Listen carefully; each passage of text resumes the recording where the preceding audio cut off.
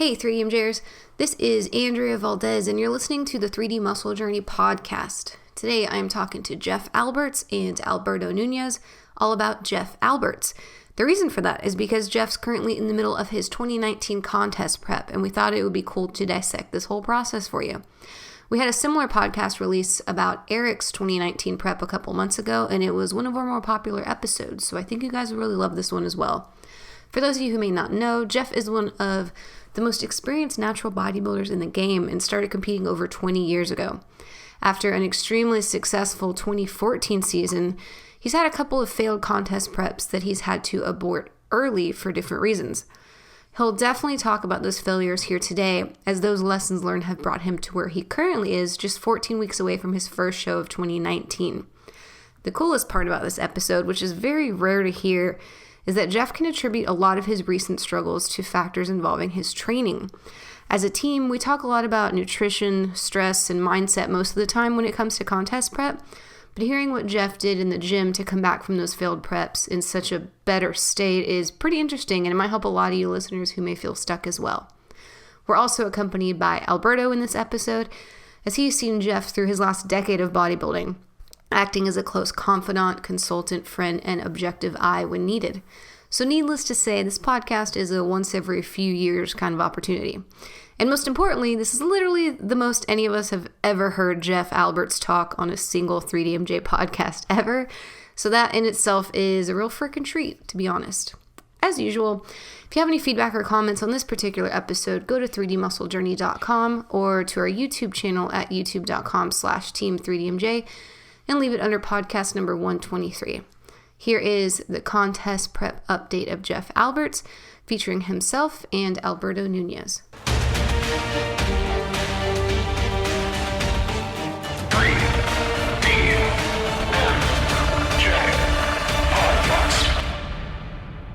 Jeff, today as we're talking, it is March 13th. How many weeks are you out from your first planned show of 2019? 18? Little 18 and change? Mm-hmm. And that's Possibly. What? Okay, stop. What do you mean, possibly? Well, if I'm ready. But I think I'm just, if I'm a little off. So we're looking at Muscle Mayhem, baby, in July. So July 20th. Muscle Mayhem, it's in my backyard. It's like 35, 40 minutes from my house. That's where I met the gentleman that's sitting here in the with the long hair. In the do-rag? No, you met us at the... Johnny's show like a month prior, but it was that season, you know. Yeah. So meeting Alberto, meeting Eric. So it's kind of like a 10-year reunion. So I want to get on stage either with Eric if he happens to turn pro by then, or at least we're at the same show competing. So that's kind of the goal and the target. Uh-huh. And of course I want to be at my best, but I don't know if I have that timeline for that. But I'm still going to do the show regardless. So even if I'm a little off, I mean, you just can't pass up that experience, right? I mean, how many times it hasn't came around. This is 10 years and we haven't done a show together. Yeah. That's the first time all five of us were together was at a Mayhem too. 2014 was the first time I met all y'all in the same room. Yeah. It's almost like it's like a little party for us. And every time I get to the Mayhem, I always miss out on the competing part. I'm like never ready. So I haven't done that show since 2009. It's like 10 years since I've done it. And I've watched like Berto do it. I've watched Brad do it. You know, I've watched all our athletes do it. And I'm like feeling like, I feel left out over here. I mean, it's fun as a coach though. Yeah. So a couple things. Like one, I'll get that experience that'll be like memorable for a lifetime. But it also qualify me for Worlds because I think that's the rule still. Like you do a show, you get qualified for Worlds, I think. Or do you have to be number? Top half or top third, Bert? Do you know? Yeah. Do they it don't change matter. it? My man will make it. We're not concerned.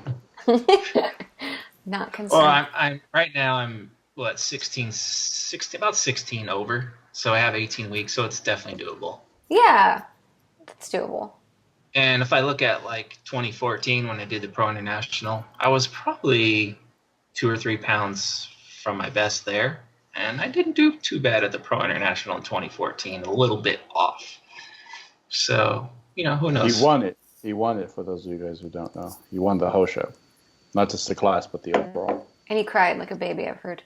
I missed it. Man, everybody watched me cry. Like, as soon as we walked off stage, I dropped to my knee, cried.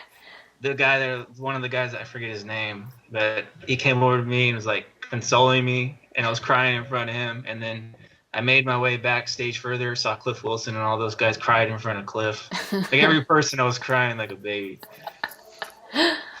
Even getting my urinalysis, the guy, I was like crying in front of the guy. You're crying while you're peeing? He probably thought you were guilty if you were crying while you were peeing. And I'm like, yeah, take it. Yeah, it's giving him the pee cup, crying. It was, pretty.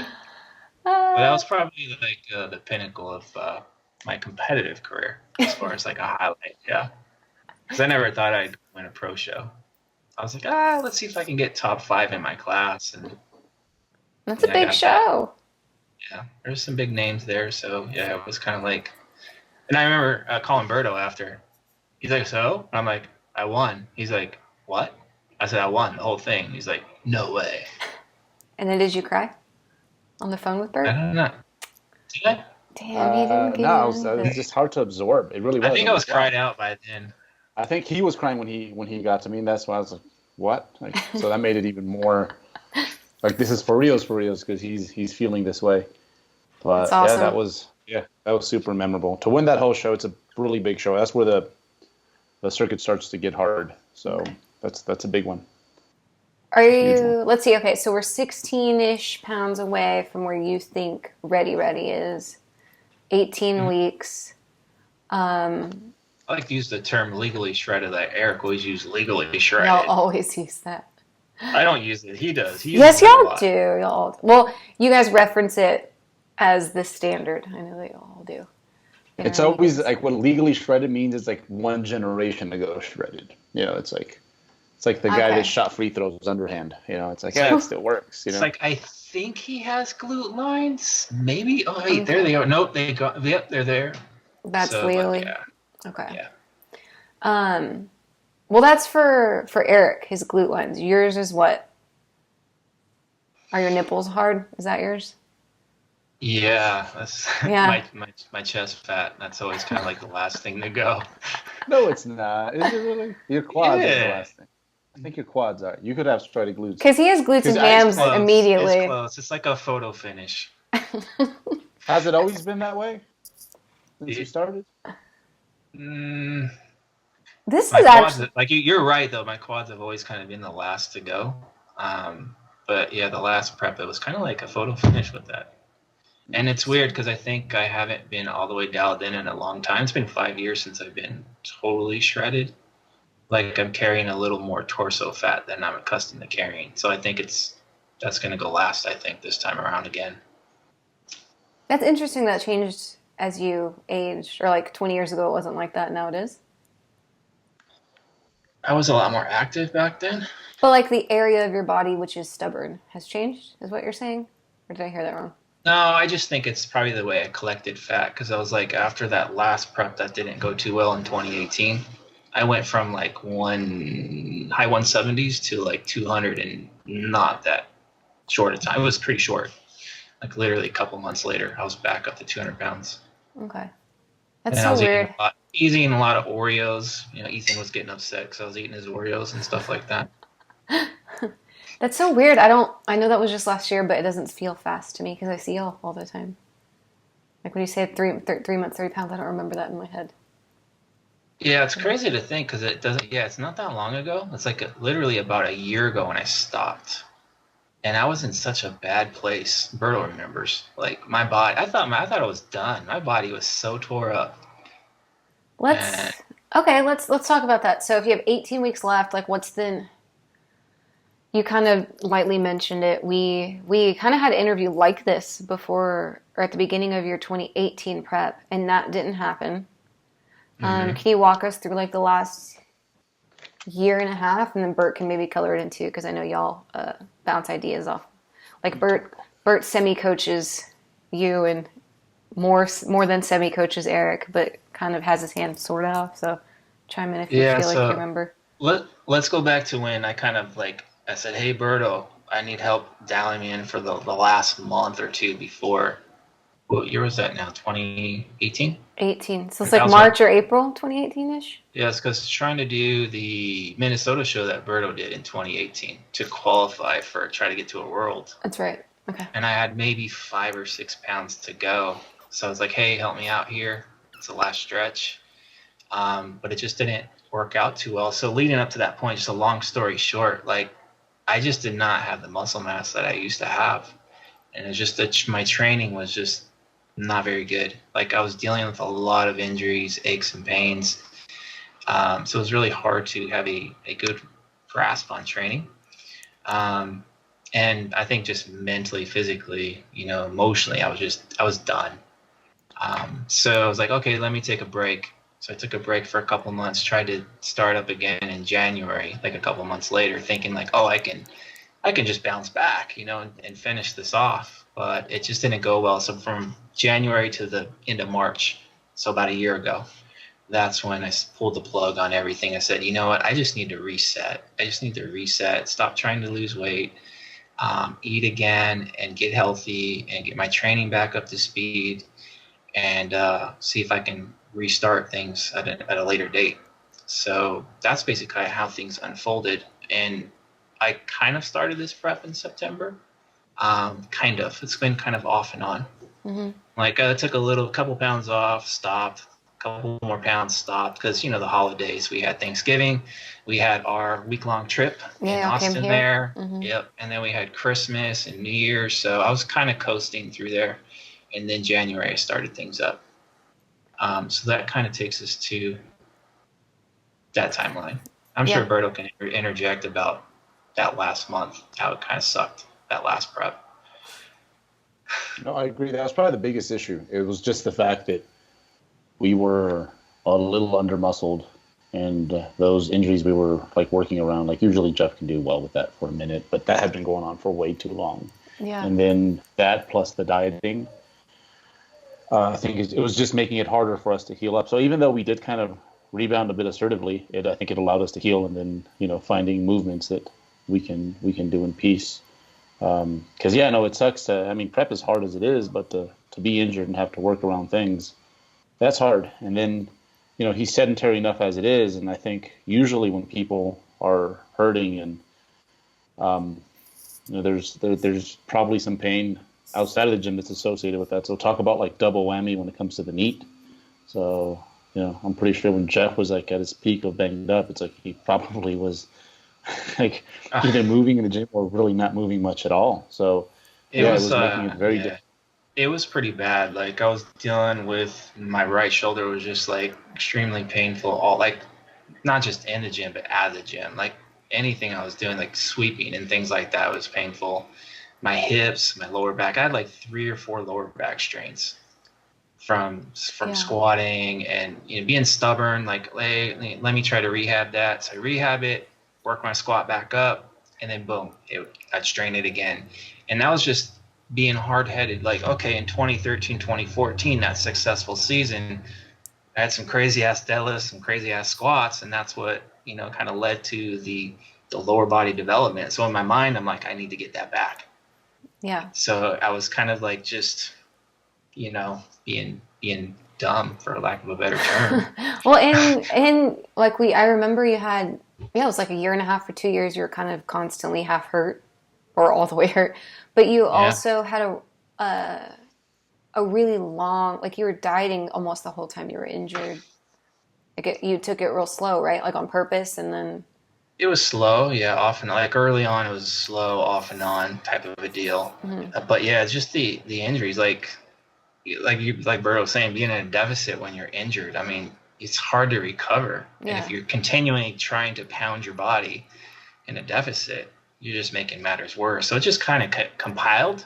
Yeah. And even my wife yesterday, she's like, oh my, because I'm complaining this time around, like, damn, man, this fat loss is taking forever. Whereas it was kind of the opposite. Like last prep, that wasn't too much of an issue. It was more along the lines of training. So she's like, yeah, you complained. You just like complaining about you're hurting constantly. So she got tired of like hearing me complain. I feel like old man. So I did. And it wasn't until I decided, like at the end of March of last year, when I showed you guys those photos. Remember the photos I showed you? I'm like, I took some progress pictures and I looked at them. I'm like, oh gosh, this looks like Jeff of 2009. Like that's how much muscle I lost. So I was like, I'm done. Like right away, I knew, like I'm done. That's it, and pulled the plug on it. Yeah. And it sucked because it was like, man, it feels like I failed. Here's this veteran of like X amount of years, 3DMJ coach, failed, letting the team down, letting everybody else down, letting myself down. So it's kind of hard to deal with that at first, but I kind of sat back and looked at the bigger picture and realized what I needed to do to kind of turn things around. And now it's like, in hindsight, I'm like, shit, that was the best thing I could have did was pull the plug. Because now it's like, okay, I got all my muscle back, and hopefully more. We'll see. But yeah, I think I'm back to kind of Jeff of 2014 as far as the size goes now. Mm-hmm. And the training is like through the roof. Yeah, you're PR City, dude. Yeah, the big modifications, like going from squats, like it was like, okay, why am I trying to beat a dead horse? So I finally, after so long, I'm like, okay, this is silly. So I basically invested in a leg press, hybrid leg press hack squat. And basically that's like no burden on my lower back whatsoever. And I slowly transitioned away from deadlifts to RDL. Like that was kind of like I'm like, hey, let me try these RDLs for a couple weeks just to get away from deadlifts for a break, and then I'll go back to my deadlift. But I was like, man, these feel pretty good. And then I noticed the performance start rolling with them. I'm like, light bulb moment. I'm like, I don't need these deadlifts anymore. So now I was like, okay, let me just roll with RDL. So basically it's just like one hip hinge and a leg press. And my legs are like back to where they were. So it's just like, yeah, just trying to not be stubborn anymore and use those tools that I always talk about. Yeah. To try to better myself. And I give credit to Alberto because he's always like finding little ways to get my training improved. So he makes us try shit all the time. I know. Yeah, he's making me so. Long story short, and he'll try to interject on this one. So when we were in Austin, and I was doing dumbbell presses on the incline, my shoulder's still like in a lot of pain. And this was what, early December? Yeah. So not too long ago. 3 months ago, 4 months ago. Yeah. So I'm like, I'm on these trying to do these incline dumbbell presses like really slow, and he's like, hey Jeff, why don't you try the floor press? I'm like, nah, dude, I'm good, man. Just go do your set. You're like, Jeff's acting like Brussels sprouts. Yeah, exactly. I'm acting like a little spoiled kid, don't want to try the Brussels sprouts. So he comes back over and says, Jeff, come on, try the floor press. I'm like, nah, man. So after like 3 or 4 times, I'm like, fuck, all right already. Show me. So he showed me how to do them, set it up and all that. And I never went back to another chest exercise after that. Like when I got back home, I rolled with it. And I have literally 0 shoulder pain anymore. And like my pressing on the floor press went from like starting with like what 60s to now I'm like 90, 95s. So it's like little things like that. Like those small little changes can make a huge impact on your performance and progress. And I'll let him finish. Jeff, I feel like that press, like even though like people see the range of motion, it's like way more stable, and people tend to get more out of their chest. I know that I feel my chest more than you would assume by looking at the range of motion. Like when you said, hey, dude, that was my first thought. Like, well, that's going to be like maybe 3/4 or a little less than full range of motion there. So I'm like, so that was my first thought. But when you had me try it, and like the first set I did, it's like the tension was like far greater than any press I've ever done. And literally the next day after doing them, holy shit, I was sore as shit. And I only did like 3 sets. So I know it's like, okay, my chest is sore, my triceps are sore. Okay, I know it's targeting that musculature. So if I can just progress on this lift, even if there is, let's say, lower range of motion, I'm still going to basically improve, because it's not like you're going to see regression going from, let's say, a bench press or something like that to a floor press. Like all of a sudden your muscle isn't going to disappear from that. So it's just kind of resetting a baseline. That's all it does. Like reset a baseline, then move forward. So yeah, that's something that I kind of argue with people with a lot now, because every time I post up my floor presses, there's always someone who says, oh, the range of motion's not very good. How do you feel about declines? Sorry, now I'm like thinking, I'm like, is it just because that hurts your shoulder too, like a decline press? Oh, I tried everything. Decline presses. I've tried Smith machine benching. I've done dumbbells, flies, pec deck. Like, I was even doing weighted push-ups, like with a super Right, I narrow remember grip, that. protect that shoulder. I mean, that was probably the second best exercise I can do without too much pain. But that floor press was just like, whoa, shit. Like, literally, I'm like, I didn't even feel any pain the first time I did it. It's just Why do you less. think that is? It's just Bert? it's more forgiving on the shoulders. Yeah. People tend to keep their upper back tighter as the ground kind of guides you. Yeah. Well, and you can't go past that plane, obviously. And you can't go past, Exactly. that risky point. But I think the biggest thing is just, you're feeling the ground the whole time, so it's a super wide bench. Yeah. Well, but yeah, people, they stress too much over what's optimal, but it's like, but is it sustainable for you? And there's so many common movements that we use that aren't even full range of motion. Like most curls are not full range of motion for the bicep. A deadlift is not full range of motion for a bunch of muscle groups, for basically all the muscle groups that are working in it. So yeah. if you find something, it's like an 80% movement, but it's like, hey, it doesn't hurt me and I have a knack for it, that's bodybuilding. Like, run with that. Like, I haven't pressed 95-pound dumbbells since I can't even remember. Yeah.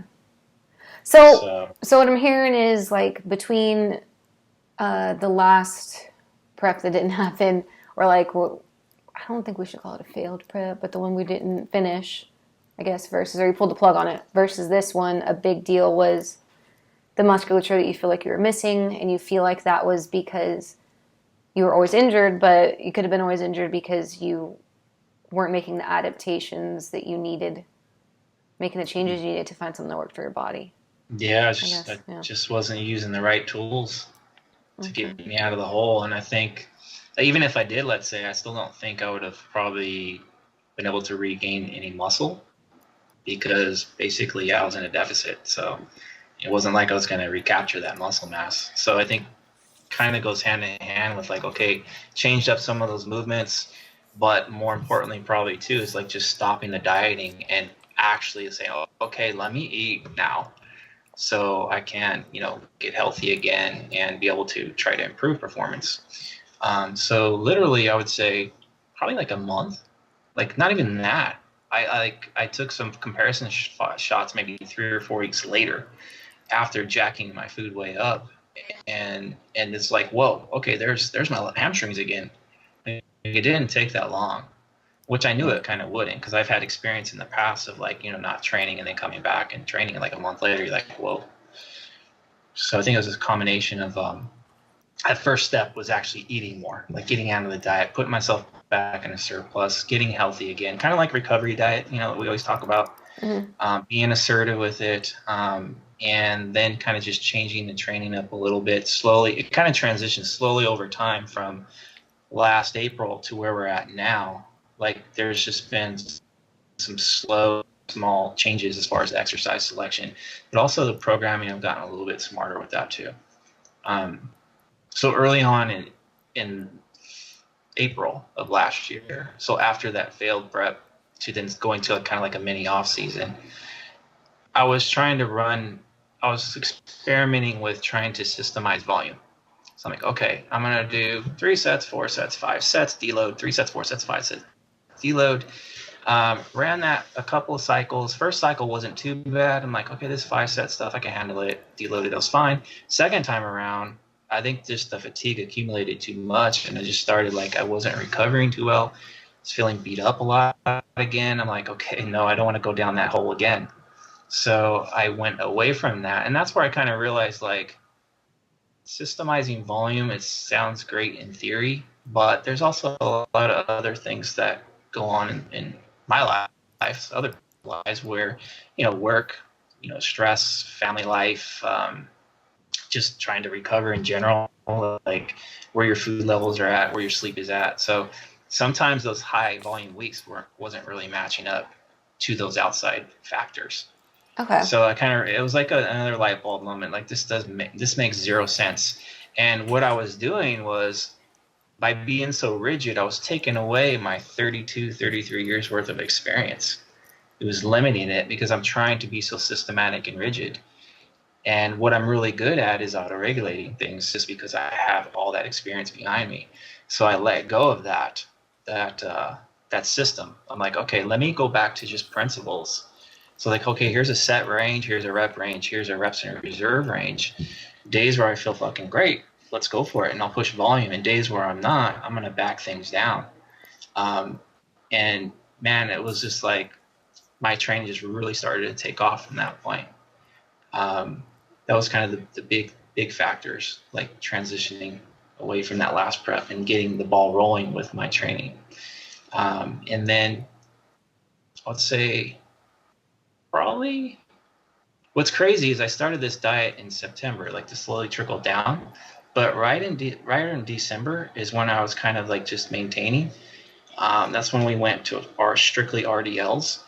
My RDLs is crazy. It's gone from like, I started at 3 plates, and now I'm like touching 425 for 3 sets of 5, 405 for like 3 sets of 8, with like probably like 3 reps in reserve on those. And this is dieting down. So that's the thing is like, so what? It's another light bulb moment is like, I'm realizing that, and probably Alberto's going to probably say, yeah. Supply and demand. This is the analogy I use all the time. Like when you're in a deficit, you got to think about how you balance out that supply and demand. Like if you're grinding, like something's going to give eventually. And that's what happened with my last prep. It was just too much grinding. It was too much of a high demand, and I wasn't eating enough at certain times. So this time around, like since January when I started this, I've been paying more attention to the amount of volume I'm doing, how I'm recovering, and pulling back when I need to, feeding myself more when I need to. And it's so far, I mean, it's like working out great. I've even lowered the volume down even recently lately. People are tripping on it because I only do 2 exercises per movement. But it's like yesterday I did like press and RDL, 6 hard-ass sets. Like I hit PRs on load and reps. But I don't feel toasted today. Like I don't feel trashed. Whereas before, even my wife's like, you'd be out in the gym for like 90 minutes. She's like, you're out there forever. Because I was doing like, 4, 5, 6, 7 exercises, doing your typical upper lower split. But yeah, it's kind of like, it's probably around me because you guys aren't even talking. No. This is good. I think this is the most I've ever heard you talk on our podcast. I'm just letting it go. You do it all day. I like it. This is what it's just it's like light bulb. It's not light bulb moments It because is, though. I knew this shit already because this is how my 2014 prep rolled. But I think like I wanted to try systemizing the volume. I wanted to try new things, and it's like I already knew how I operated and I forgot because I got lost in like the content stuff that you see out there now. Everything's pumping this, pumping the volume, pumping this, pumping that. So I'm like, oh, okay, let me keep up with this stuff. Let me implement it. And I think you have to do those things to learn. Right. Whether you're successful doing it or not, you're going to learn one way or another. And I just happen to learn. That's the history of my bodybuilding career. Is I typically learn the wrong way, and then I like, okay, now I know moving forward. So I think just going through that failed prep and all that, it really kind of solidified what my route needs to be. And I'm not one who can do like multiple sets. Like I don't need a shit ton of volume. And I learned that in 2013 leading to 2014 because myself, Berto, and Eric were racing the 500-pound squat. I was in the lead. I would have won that. But I tore my calf. But I was like, I squatted 460, and I remember I was ahead of them. And I was only squatting twice a month. It's just how it's just how my body is. Like if I have like these huge efforts like I did yesterday with 6 sets, I can't throw in a bunch of fluff stuff afterwards just because the next day I'm going to feel like I got trashed. I'm wrecked. Yeah. And like a couple weeks back, the same thing kind of happened. I had a heavy RDL session and I was trashed. I was doing 3 exercises per session during the last block of training and I was trashed. And so instead of saying, well, let me just keep rolling with it, I'm like, okay, let me take 3 refeeds here to recharge myself and let me lower the volume down even further. And it was the best decision I made so far. It's like I'm continuing to hit PRs while dieting. I'm going to stop there because I need to get something to drink. Okay. Take your drink. No, it's... Well, one thing about the failed prep, I feel that there's so many failed preps, but I think the difference is like when you're like Jeff and you do it in front of everyone, well, people just take notice, you know. But yeah. I know a bunch of people who've been like, this is my year, and then I don't hear from them for like 4 weeks, like not clients, but like just casual friends. I'm like, what happened? Oh, you know, this and that. So it's hard, and I don't think we realize how many people, like, yeah, when they make it to that stage, we see those people who are like that dude, and we're like, my God, what happened to this dude? But there's people who didn't even make it at all, and I think it's quite common. Man, it's real I think common. At some point, I'll probably have that happen to me. Yeah, I'm gonna fail a prep at some point. Like, it's gonna happen. I know it will. Like, I'm like, this is it. I'm pumped. Like, this is my 2030 prep or something. I don't know. And then something just gets in the way, because there's just preps. A good prep takes so long that something can happen, like in that chunk of the calendar. Well, and you want to start in like this certain place. Like, it has to be set up. Like, anyone can, especially your first one. It's almost like anyone can. Not anyone. It's a lot easier to get the first one because you don't know if you. Like, I could imagine you guys know I'm not starting, like, you know when you're ready, whereas like a new person wouldn't. You know halfway through, and you're like, this isn't where I'm supposed to be halfway through. And like a first time or second or third timer might not know that. And in Jeff's case, you were like, 80% there, and you're like, this isn't right for 80% there. And it almost like saves y'all time, I guess, because it's like once I saw the photo, it was like I kind of knew in the back of my mind like this shit's not going well. But when I saw that photo, it was just like. Did you send it to Bert? Did you send it to Bert? I sent to all you guys. Oh, in the okay. In the base camp. But you had already decided then. Like, it was like a declaration. I didn't know if you'd sent one to Bert and be like, what do you think? Because I know that you guys bounce ideas off each other privately, like you and Berto. Yeah, but it was so obvious that I think he's like, yeah, this is senseless to continue. Yeah, and here's my evidence that you guys don't say anything. You know? It was one of those like, I don't need a second opinion on this. Yeah, I'm done. Yeah. Yeah. But it was the best thing I did because, like you said, Andrea, it saved me time.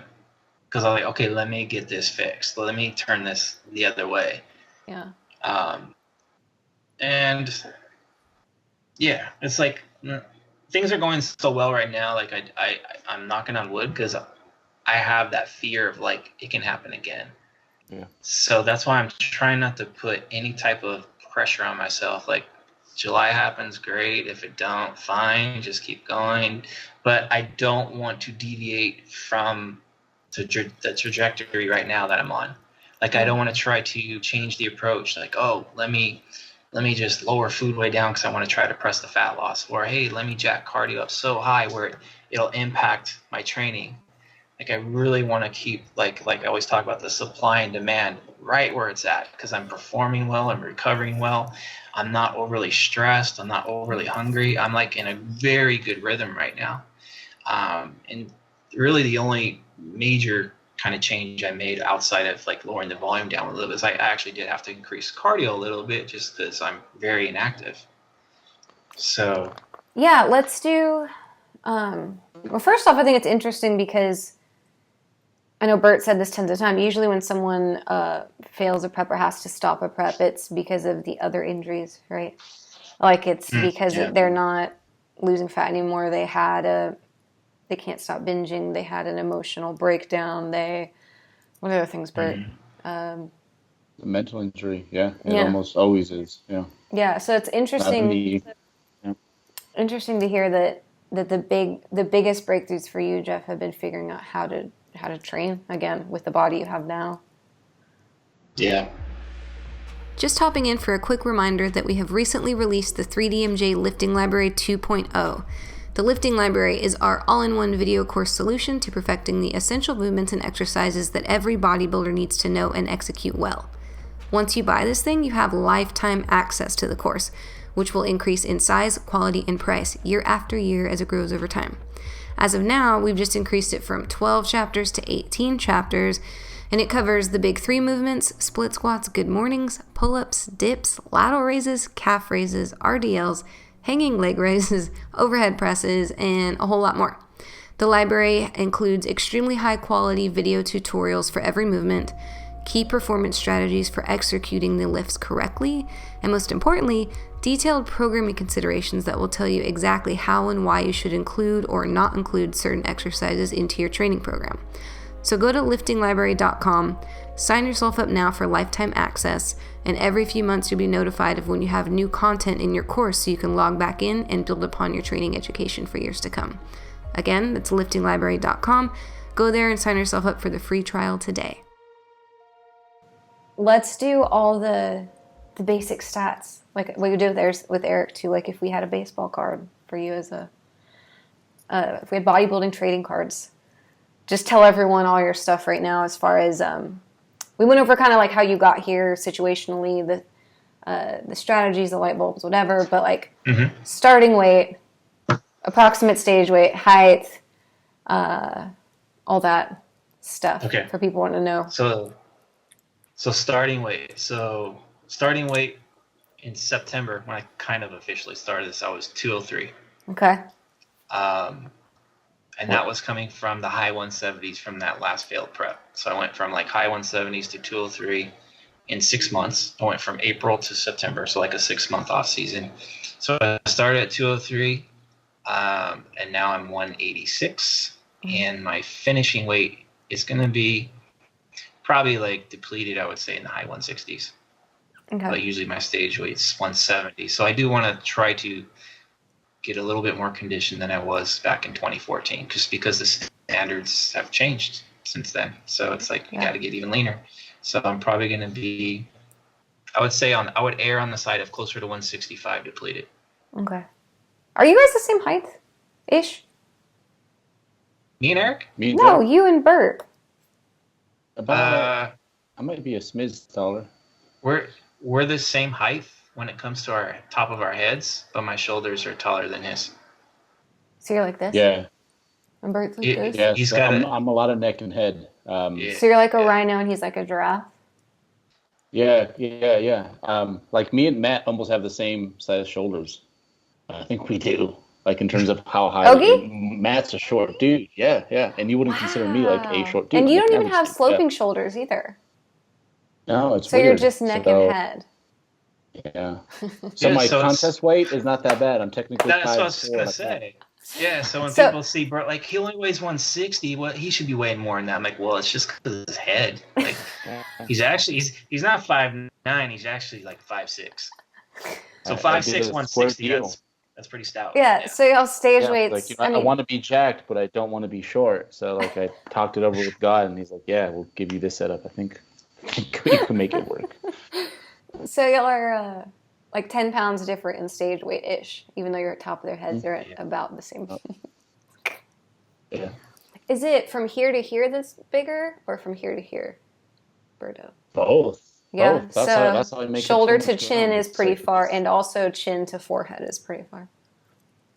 Okay, we should measure y'all next time in July when we get together. I want to measure y'all's heads. Let's do the circumference too, because we'll see if actually his head is actually bigger than mine or not, or it's just the length, like the height. Oh, we should do it around here though too, like around your boobs and back. We should do all y'all's measurements because y'all are close in height. This would be fun. Like if I was your tailor. He's way bigger frame than I. Like I bet you his wrist he's got like a full inch. So Jeff is definitely like a pretty muscular dude for a guy that's like 5'9". Like not many dudes are 5'7". Jeff's forearms are bigger than my quads, I think.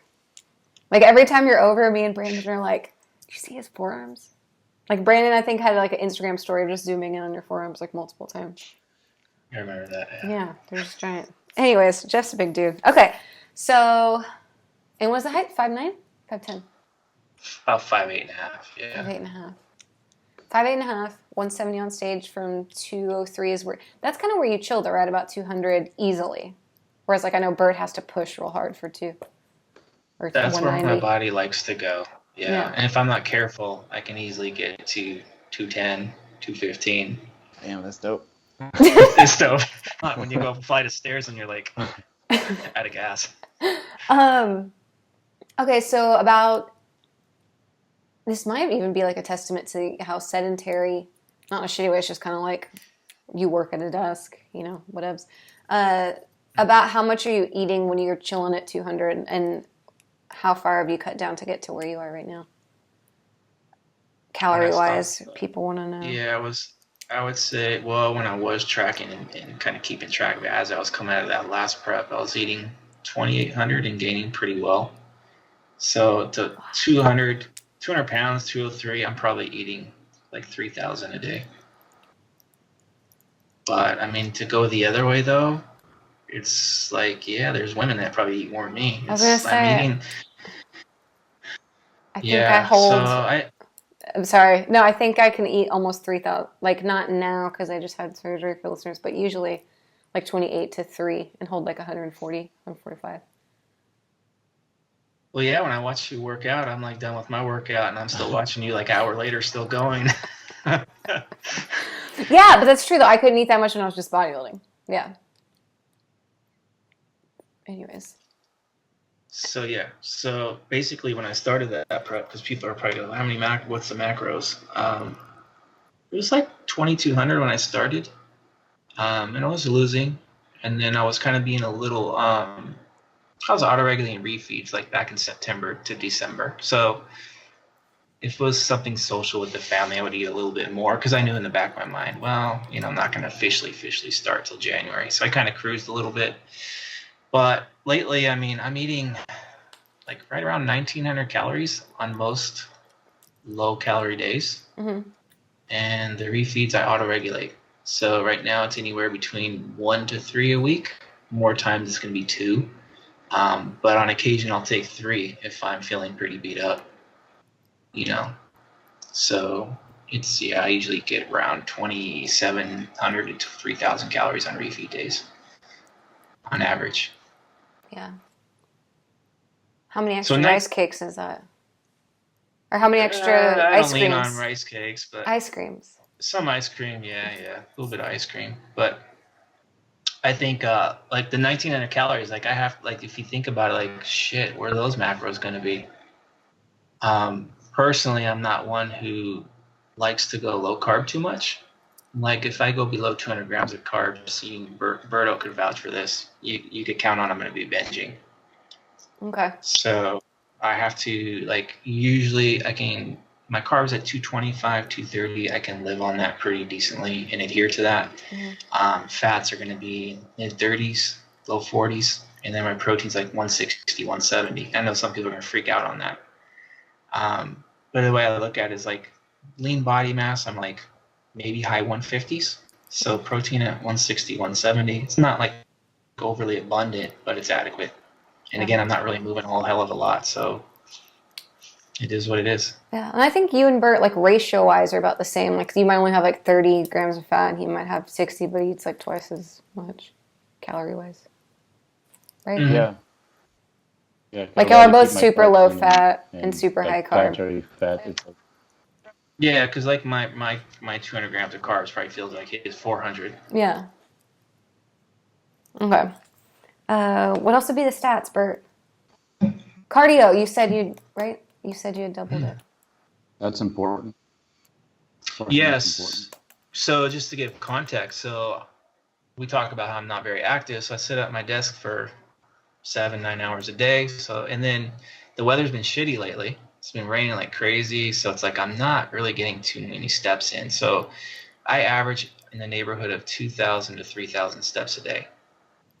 Wow. And that's without cardio. Yeah. So it's like, that's part of that's the major reason why I don't require a lot of food. And then when I train, 6 sets. So yesterday, how many calories do you think you're burning with 6 sets? Yeah. Not very many. So it's like, I'm like a horror story. Okay, yeah, I got to do some cardio. So I wake up in the morning, get a cup of coffee, and then jump on my recumbent bike and ride for 50 minutes. Listen to podcasts, listen to mass, whatever I got to do to kill some time. And then what I've done the last couple weeks now is after my weight training session in the afternoon, I'll jump back on the recumbent bike for about 30 minutes. And it's casual pedaling. It's like more like less than it, so it's just trying to get some calories burned. And I've noticed a big change. Like I'm starting to see like visual differences after 3 days of doing that. I'm like, okay, there we go. It's my way to create more of a deficit. I just got to move more. The weather's starting to get better, so Monday I mowed the lawn, so I was able to get 6,000 steps in that day. I'm like, oh yes, there we go, extra credit.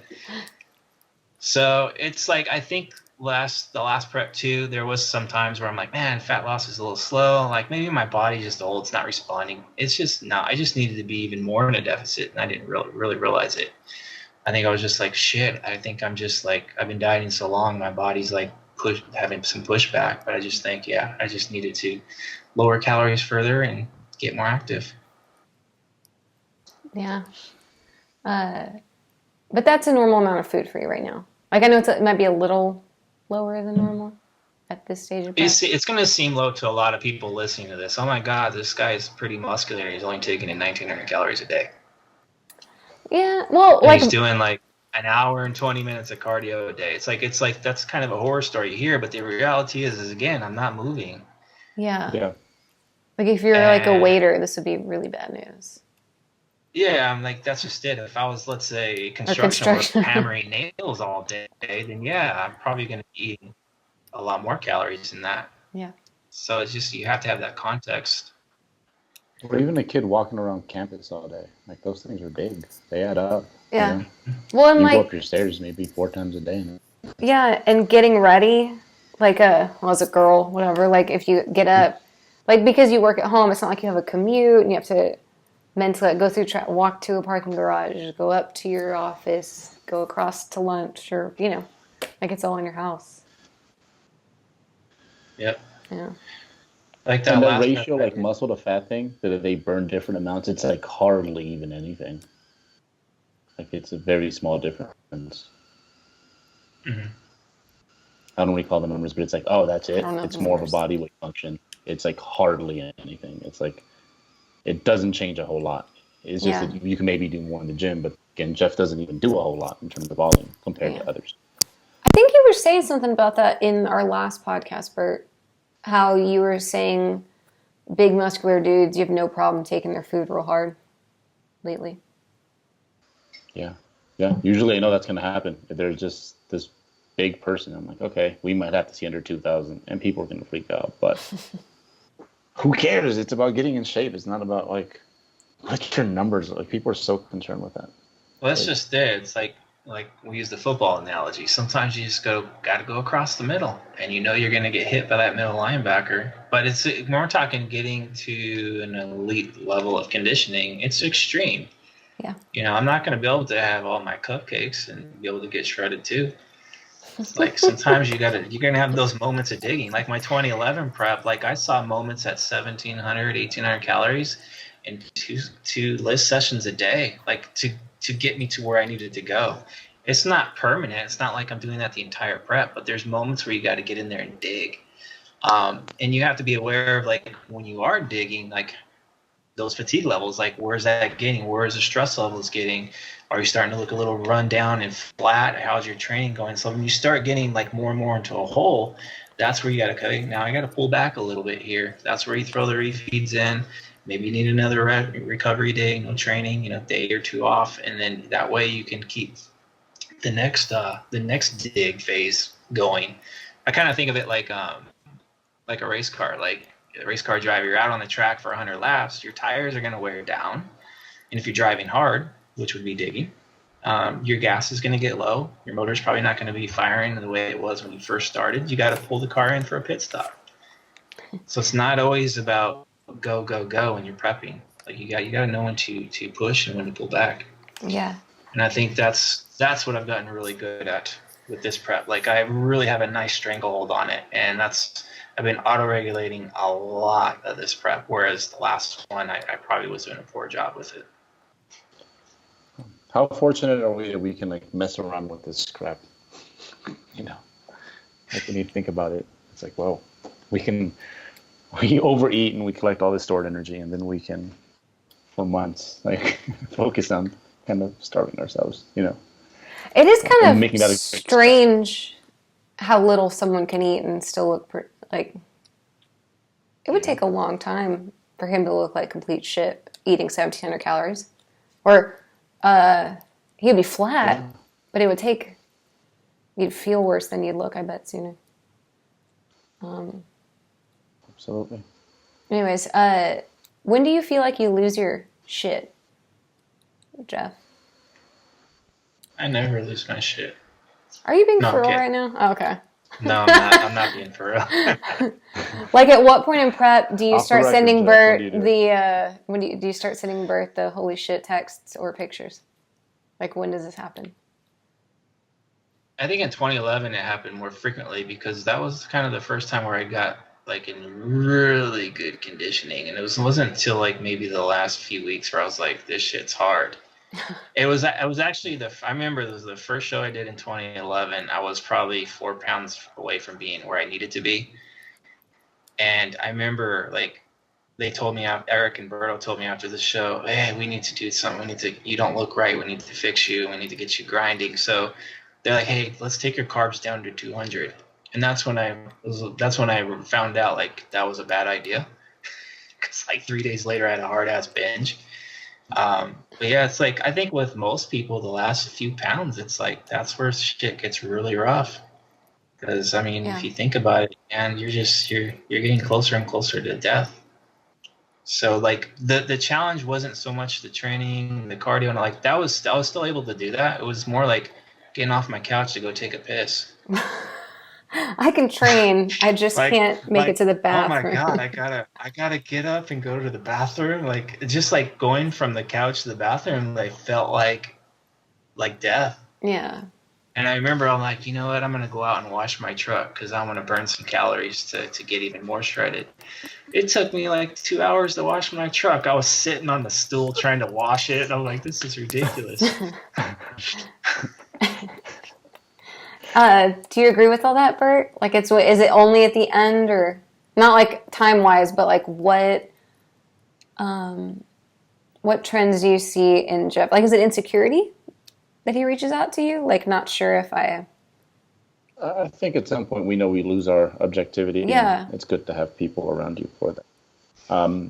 But what he mentioned, I think the idle time is what gets people. That's when people do the wrong thing. You know, usually training's good. When you're at work, you're good, and it's like when you're just chilling. Yeah. Like that's when it's you have time to be in your own head, and you're crazy at this point.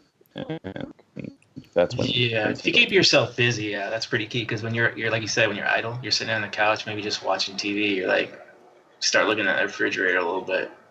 It's like the third burger commercial you've seen in like the series of commercials. Yeah. Like what is going on? Because time passes super slow when you're starving. Like when you're really hungry, time's going to go by super slow. So it's like, yeah, you want to stay busy. And I would say now that, I have a family now, it's like that's usually a non-issue because the kids keep me going nonstop. Yeah. So 2014, the last prep, the last successful one, I really didn't lose my shit, but maybe once or twice. And that was... Man, I was doing my taxes. I came back from the tax guy, and I realized I had to pay an enormous amount of money that year. And I was like, oh, my gosh, I got super stressed. And I was, like, digging hard for worlds. So it was kind of a bad recipe, high stress, hungry. And, yeah, I was like, let me stop at Walgreens and get 4 candy bars and pound these down on the way home. That's going to fix my problem. But in your head, my problem, yeah. Candy bars. So you hit yourself. Yeah. But it's not like I did it, but it wasn't one of those, oh gosh, why'd I do that? It was like, it is what it is. Just, okay, tomorrow, just get back on it, keep going, move forward. Yeah. It all worked out. Uncle Sam's going to get a payday. I'm going to get myself a payday. Maybe 3 or 4 paydays. Those are so good. What did I buy? I don't remember now. I know. I had chocolate Reese's. Yeah, I like peanut butter cups. No paydays though. Every time I think of you, I think ice cream though, Jeff. I'm not sure. I haven't been eating ice cream as much. I ate some last night, but not as much I did in the past. Bars, the Yasso bars. Same here. Oh, that's right. I thought that was your thing. They're expensive though. I stopped buying them. They're too expensive. Man, they're like $4 or $5. Once prep happens, money doesn't. All the money goes to all the food. Money is no object when it comes to food. So here's a teaching moment with this. So teaching moment, like that's what my wife says. When it comes to food, she'll pay money. But yeah, Here's a teaching moment. So my mentality around food and hunger this time around is food is more like a tool. Mm-hmm. Like if I'm hungry, I'm just going to eat, normal foods. I'm not going to try to sit there in the kitchen for 2 or 3 hours trying to concoct some high volume food because I'm so focused on the hunger. I'm just like, you know what? If I can just plop in 2 English muffins and a protein shake, that's literally going to take me 3 minutes and I'm not going to be hungry anymore. Yeah. So I'm not going to spend 2 or 3 hours, in of the day, so food focused on food, and it's going to make things more miserable. Yeah. If you think about it. So to me, it just makes more sense. Like just get the food in, and once it digests a little bit, you're good to go.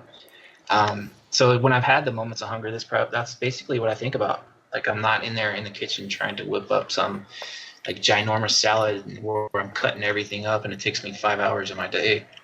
Let's be realistic. Nothing's going to be that fulfilling. Like fulfilling what's going to fix you is many weeks of like eating enough, and then we'll be okay again. It's not going to be. If I add these onions, it's going to be wonderful now. See, y'all never. I'm going to speak for the little people and the women here. When you're on 50 carbs a day, though, the onions matter. The ounce or 2 of fluff matters. I'm just saying. They do. I'm not saying I'm just saying the big salad is worth it for me sometimes. I'm not saying not to be strategic with it. No. It's like you got to be strategic if you're at 100 grams of carbs. I'm like, okay, you got to be somewhat strategic. But my thing is like the mentality, not be so like it. So when you first start prepping, it's all about I want to get shredded. I want to win X show, right? Or whatever. As it goes on, as you get leaner, your things change. Like naturally, your instinct is survival. You're getting hungry, so you become more food focused naturally. So you kind of lose sight of the goal, and you start to cater towards that behavior, towards food, where it should be like, oh, I need to make sure I keep my goal the goal, like Bert always likes to say. So that's something that I've been doing this prep, and it's helped out tremendously. I was like at lunchtime, I just go down there and I eat the same foods I always do. Just make my salad, my chicken salad, my toasted pita, and a couple of rice cakes, and my fruit drink that I'm drinking right now. It's great. Mm-hmm. I eat and go back to work. So I'm literally down there like 20 minutes as opposed to, just stressing out over what am I going to eat? I think everybody's done that. We're in the kitchen just like, what am I going to eat? And they're like in the cupboards, like searching. They're trying to plan out this gourmet meal because they're so freaking hungry. I'm just screaming in my head, just eat something and get it over with. Yeah. That is a distinction. When I say the onions are worth it, it's because, same as you. Bad. But planning still, like it was like this is the salad I have for lunch every day, and it includes these 5 vegetables, an ounce of each, so that it is this giant because I only have 20 carbs this meal kind of thing. Not not the decision to like what could I possibly No, I don't make decisions in prep. I try not to anyways. It's like the same like I understand like when I travel, like people be like, where's your food? And we were prepping, and I'm like, I'll figure it out at some point. Like I'll walk into some store and there's usually food like in most places. Whereas like if you're a chick, it's like don't do that because you're going to be stuck with some combo that's going to leave you like feeling dead and hungry like in 15 minutes. If I'm dropping someone's, let's say carbs, let's say they're going like kind of on the lower side, like I'm making an adjustment and I'm like, okay, we want to be a little strategic here. Okay, you're going from X carbs now to here. Okay, we need to make sure, like, think about your day, where you need your energy at. You think about where your training's at. You want to make sure that energy goes a little more towards your training. And those dead times of your day where you're not as active, is like, okay, be a little more sparing there. Yeah. So I do say, let's be strategic. But yeah, it's just like what I'm saying is just more like the mental capacity towards your food. Oh, and that helps a lot more than I think people would think. How you think about food. And Steve, as we're talking right now, I think... Can I talk about how I set mine up? Yeah, please do. Everyone would love to hear it. So kind of just to piggyback off that. So what I do is like, because I'm inactive in the mornings, I'm sitting here at my desk. Like breakfast is usually kind of like the smaller meal, especially with carbs. And I load up on my carbs at lunch. So around noon, 12:30, because I train around 2:33. Mm-hmm. So that's where I put like the majority of my carbs. So I have like a good energy. Like there's some glycogen in there to move those 6 sets. So yeah. And then like dinner, it's usually, a little bit smaller on the carbs because I loaded it up for lunch. So obviously I'm not going to burn through all those carbs with 6 sets. Yeah. So I don't need as much after. And then later in the evening, that's where I'm like, okay, I'm chilling with the wife on the couch. I want to make sure I'm eating something decent there, just more of a social thing. Yeah. So that's kind of how I map out my day. So it's kind of like a good routine with that. I don't deviate. Like I do have different food sources, but it's not like I change them every day. It's like, maybe these couple of weeks I'll eat this, get tired of it. Okay, let's put something else in there and run with it for a couple more weeks. But it was always kind of like, it's a little more on the rigid side. So even though it's flexible dieting, I'm not like being an asshole with it and eating a bunch of junk all the time. Well, it's like the same number of feedings-ish, the same times-ish, the same macros-ish per meal, unless it's a refeed and you just throw in extra carbs in there, yeah.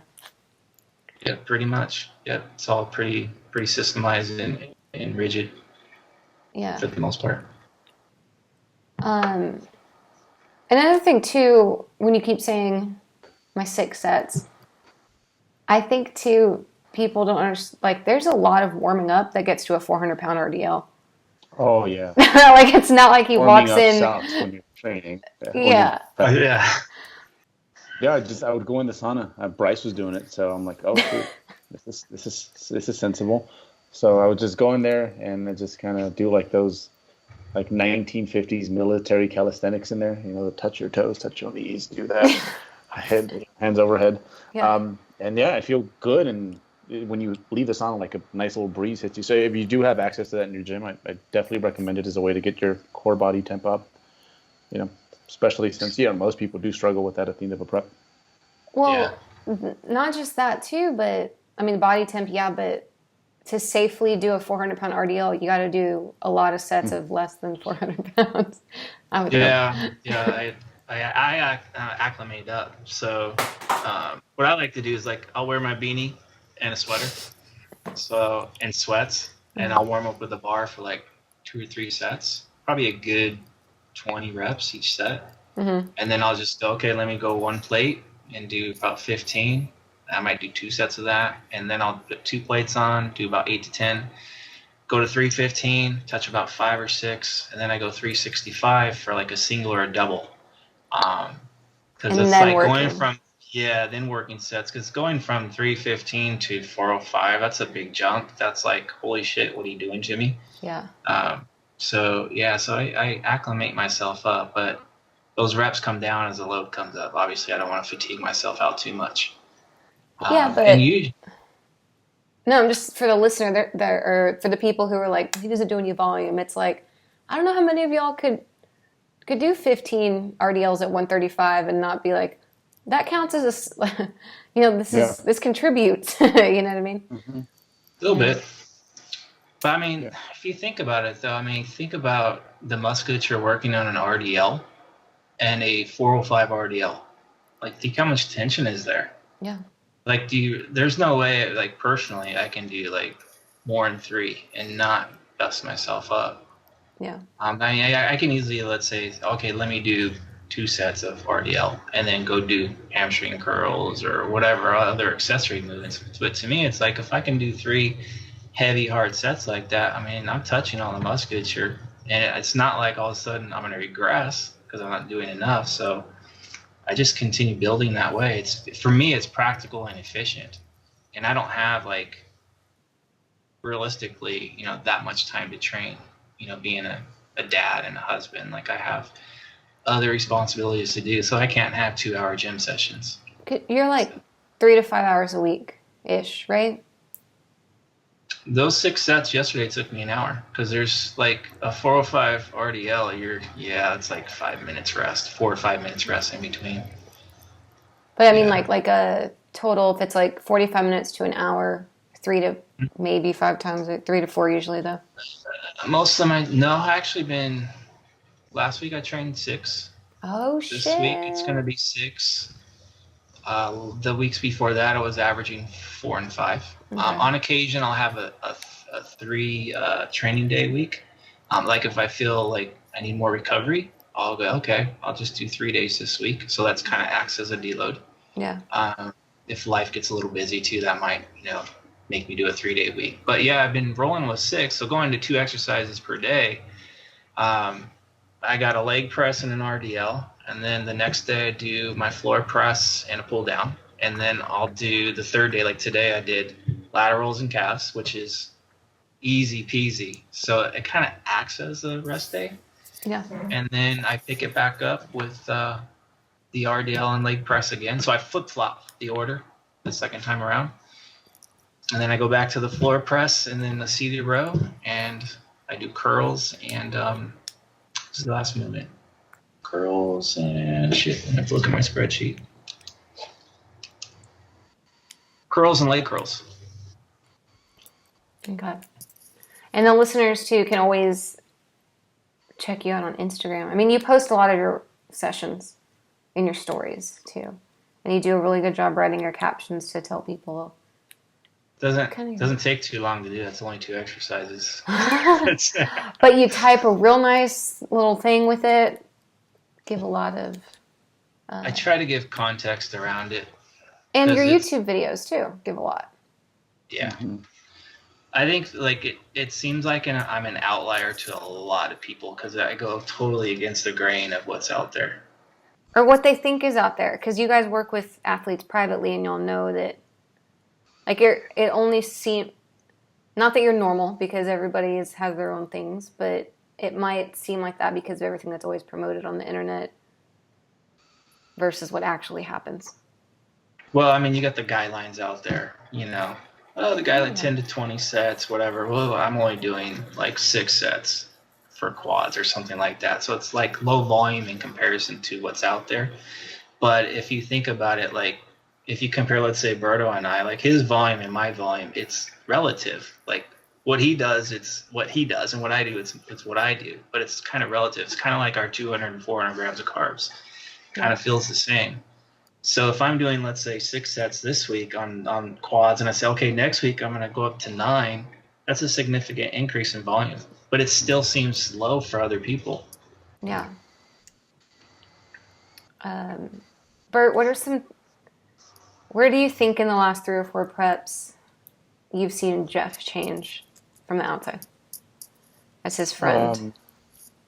Not just self-reported, but what do you think he's... Well, he's less reckless. I think we talk about the mental injuries and a lot of the trauma you accumulate, you tend to not forget. It tends to stick with you. And once you realize that, you're like, oh, because, when we all start out, we have like this fuel tank that's just like oozing with like willpower and excitement and willing to do whatever. But yeah, some people, I mean, very few people last a decade in this, I feel, because of that reason, because they go too hard. Like every once in a while we'll be at certain bodybuilding events and like this person and that person's retired and I'm like, whoa, like really? You used to get up on that stage? It's like, it's the leftovers. It's because of that. So I think, when I'm done with this, I'm probably going to be smaller just for health reasons. And, like if I'm done, like run and do things and, not look like a little ball basically. And I think a lot of that is just, taking care of like the mental side of things, because that is where this tends to grind away at you the most.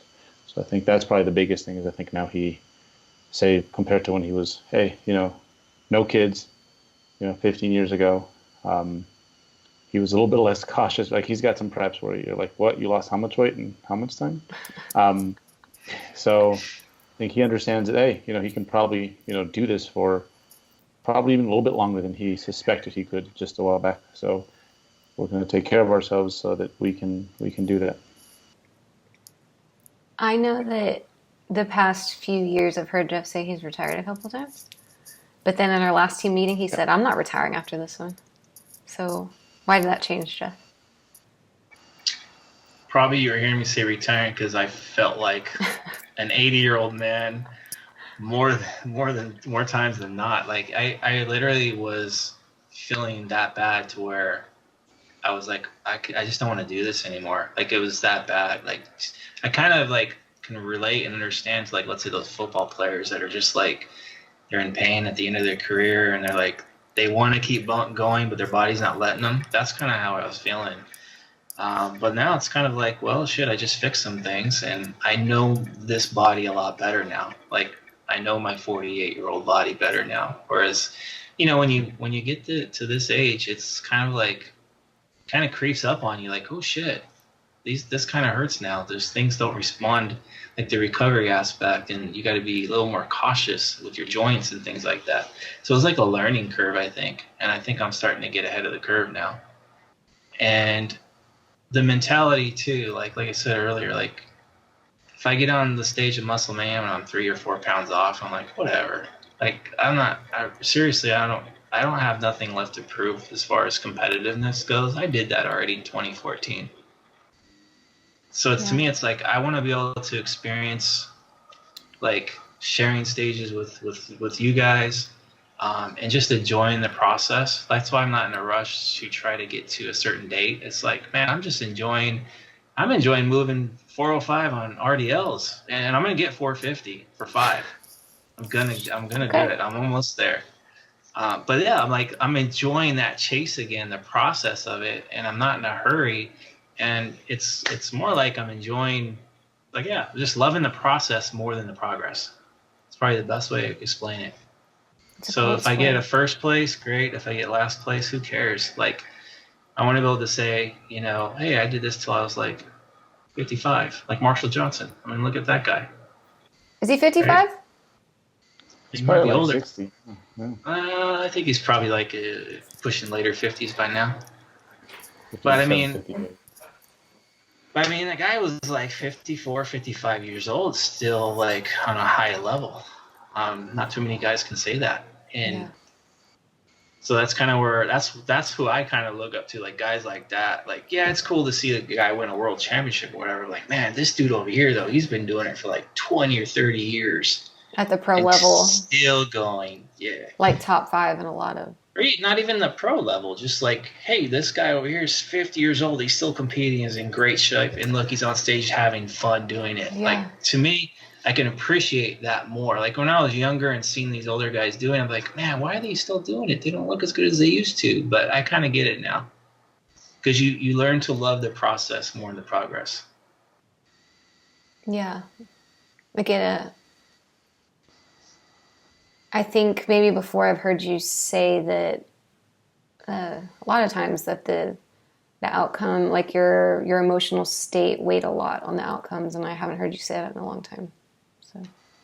No, because that last prep that I was gunning for, so I got to get back to the Worlds and place top 3. And I was putting too much pressure on myself, and it just made it it wasn't the right purpose for me at that point in time.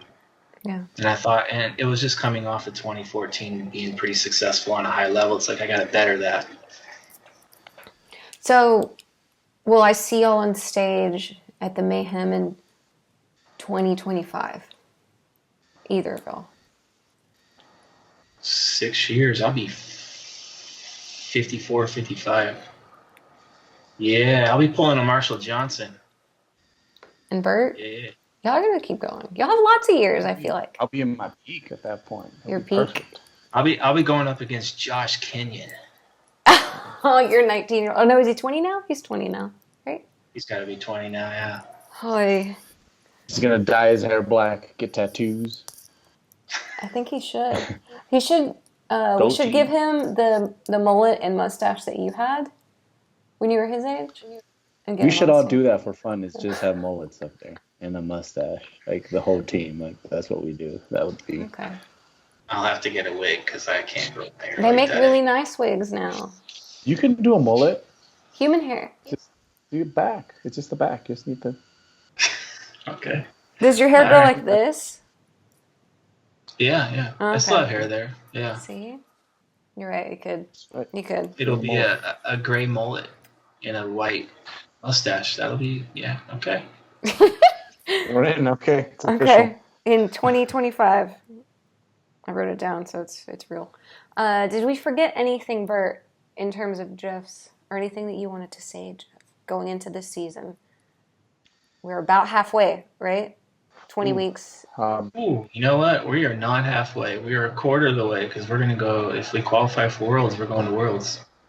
Shit, that's November. Yep. That's a right. lot of time. That's right.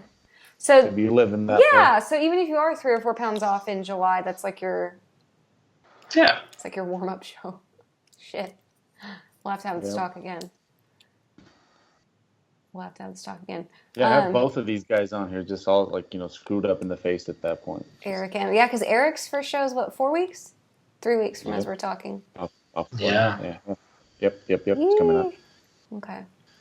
All right. Well, I feel like you gave the listeners a good rundown. I feel like we've learned a lot of lessons. And surprisingly, like I said, all the training lessons at the beginning that's not what you typically think of it. Like you think when someone's figured out training, they just keep training.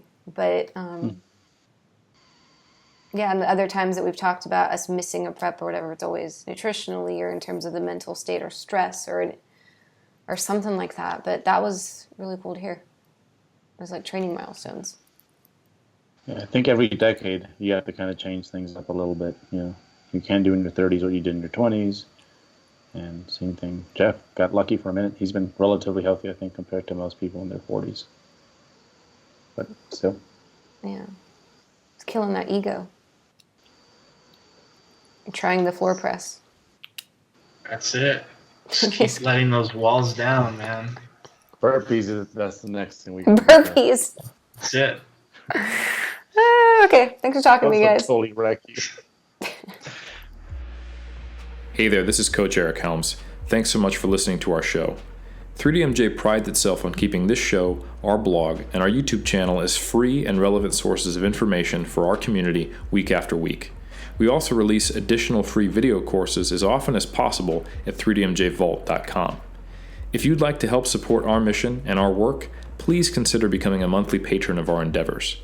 Go to patreon.com/team3dmj and donate just a couple dollars per month to our cause to help educate and grow the drug-free bodybuilding and powerlifting communities worldwide. You can definitely choose to donate more, and if you do so, we'll send you discount codes for future use on any of our paid products. But any little bit helps, and we appreciate your monthly support in any amount you see fit. So again, you can start assisting the team by going to patreon.com/team3dmj. That's patreon.com/team3dmj.